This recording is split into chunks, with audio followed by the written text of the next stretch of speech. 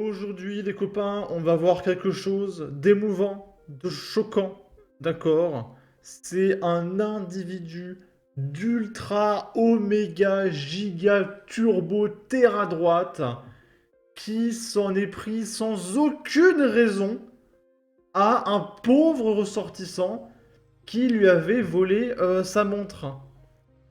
Et du coup, pour se venger, cet individu d'ultra méga giga turbo droite a décidé de les écraser avec sa voiture et il en a buté un. Et du coup, évidemment, BFM TV et la gauche française est outrée par ce vol. Je veux dire, le mec qui s'est défendu, évidemment. On va regarder ça. Oui, aux alentours de 23 heures dans la nuit de samedi à dimanche, un homme en scooter transportant derrière lui une autre personne s'en prend à un automobiliste pour lui voler une montre de luxe à bord de son cabriolet. L'homme rattrape alors le voleur au niveau de cette place juste derrière moi et percute le deux roues sous les yeux des clients des bars en terrasse qui se mettent à crier et à courir. Un témoin se dirige alors vers les victimes pour leur prodiguer les premiers secours. Je vous propose de l'écouter. Et du coup, il y a ce monsieur qui est venu en aide à ce pauvre ressortissant qui a simplement voulu voler pour la 843e fois une montre de luxe parce que le système ne l'aide pas, d'accord, et qu'il vit dans la pauvreté, ce qui le pousse à la délinquance, alors qu'au fond de lui, c'est quelqu'un de bien, d'accord, c'est la vraie victime de l'histoire. C'était un petit peu choquant, quoi. Beaucoup choquant, pas un petit peu. Et j'ai essayé de donner les premiers soins. Après, les pompiers sont venus, ils ont fait leur travail. On a cru que c'était un accident au début. Parce qu'ici, il y a plein de touristes qui marchent au plein de route, machin. On a cru que c'était un truc comme ça. Ou un scooter qui l'a grillé un stop. Et après, quand j'ai vu le monsieur, il a ramassé son pare-choc et partir. Je dis peut-être il n'y a rien, il n'y a que lui qui est rentré dans un poteau, il ramasse son pare-choc et part. En fait, il y avait deux corps derrière. C'est par la suite qu'on a vu que c'était vrai. Donc si je comprends bien, le mec, après avoir écrasé les gars, le pare-choc il est tombé et le mec s'est arrêté pour remettre en place son pare-choc avant de repartir. J'adore le niveau de battage de couilles du mec. Il vient d'écraser deux mecs. Non, attends, il y a mon pare-choc, il est abîmé. Là, c'est intolérable. Voilà, et après, il repart. Ok. Vraiment se passer, quoi. Et c'était rapide en fait. C'était arrivé tellement rapide qu'on n'a rien compris.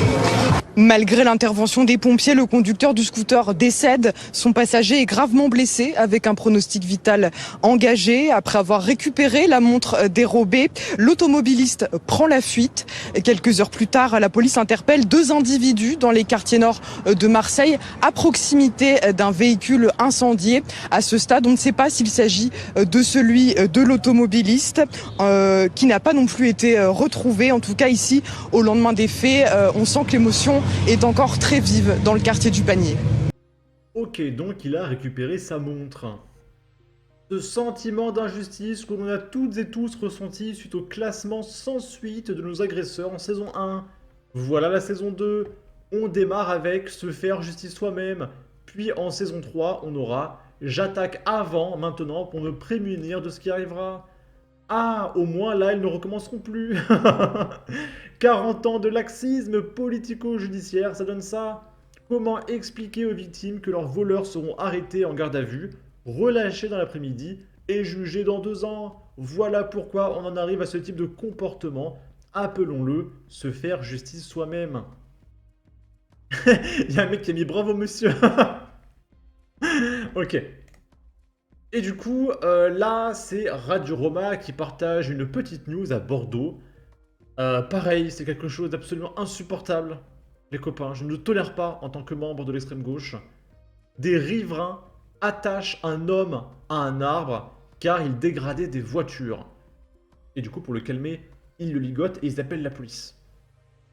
En réponse à des actes de vandalisme sur des voitures dans le quartier des Aubiers, le 4 août, des riverains ont procédé à une action brutale et attachent un homme à un arbre jeudi dernier, sans aucune raison, parce qu'ils sont sûrement d'extrême droite, et on a même retrouvé une carte d'électeur de Marine Le Pen dans la poche de l'un de ces individus, ainsi qu'un tatouage rappelant le bruit des bottes, ok? Les forces de l'ordre, alertées par les riverains, sont arrivés sur les lieux peu après et ont détaché la victime.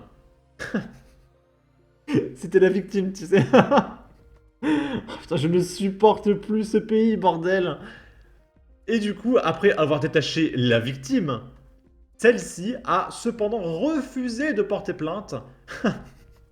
Peut-être les policiers ont dû dire, non mais monsieur, est-ce que vous ne voulez pas porter plainte contre les agresseurs d'ultra-droite qui vous ont ligoté sans raison? Vous êtes sûr, hein? Non, non, c'est bon, ok.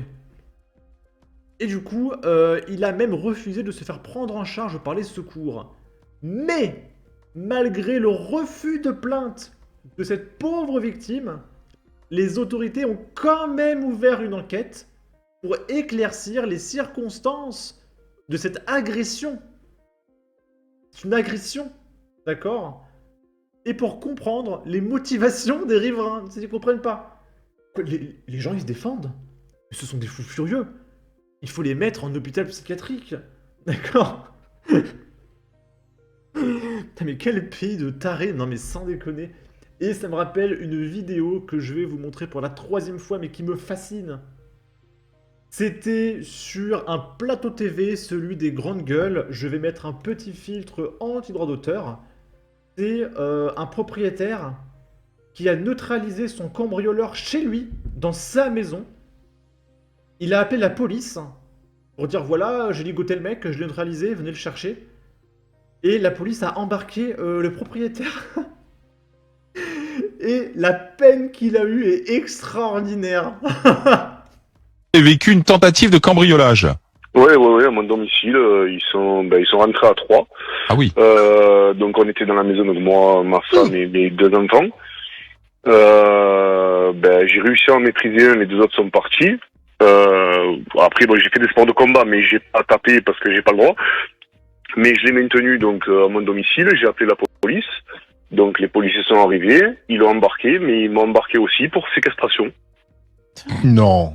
Oui. Donc voilà. Donc après, bon, les policiers ont témoigné au procès pour avoir des circonstances atténuantes et tout, mais moi j'ai été inquiété pour séquestration et du coup, lui a pris, je crois, 6 mois de sursis pour tentative de cambriolage et moi je me suis retrouvé avec 2 ans de sursis, 2 ans de mise à l'épreuve et obligation de swing pour séquestration.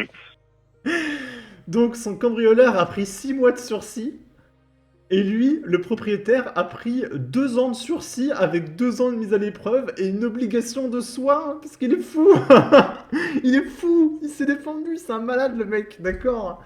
Non mais j'en peux plus de ce pays, j'en peux plus. Il y a un mec qui met on vit vraiment dans un pays de fous. Je ne supporte plus ce pays, mais vraiment. Hein. Bref, en tout cas, n'hésitez pas à donner votre avis, votre opinion, à partager, liker, commenter, ça aidera au référencement de la vidéo sur YouTube. Abonnez-vous, suivez-moi sur Twitter, prenez soin de vous, salut!